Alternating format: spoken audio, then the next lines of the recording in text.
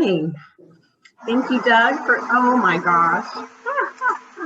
Hold on. Oh, this is.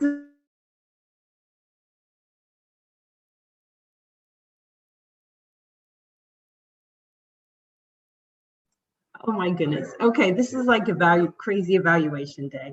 But anyway, my dad's here from out of town, and he started his smoothie exactly when I needed to speak. So our past moments do not equal our future moments. Okay, I'm going to make this real good here. But Doug, I loved your speech. You always come out with a positive speech. You're always wanting to be confident or wanting to be positive. And today you wanted to also kind of exude confidence, which I think you did. You had some great visuals. I love the picture that your daughter made. And I love the arrows and the concept of kind of that not going through there. It was a very, not something straightforward, but I loved how it brought it all together with your speech.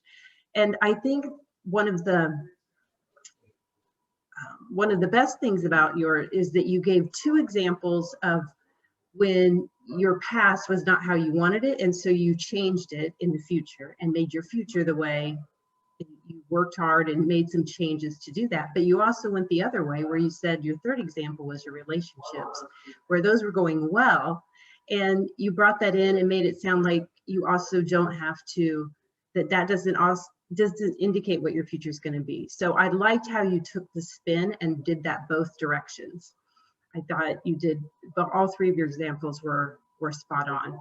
One thing I would have loved to have seen or loved to have heard is just a little bit more maybe of a story at the beginning. I think you could have brought in golf instead of kind of doing 1, 2, 3 kind of stuff. It's an inspirational story.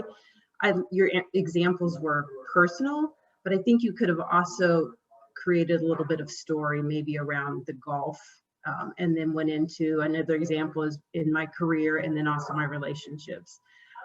And you know, we've both been in Toastmasters about the same time, so almost 8 years now.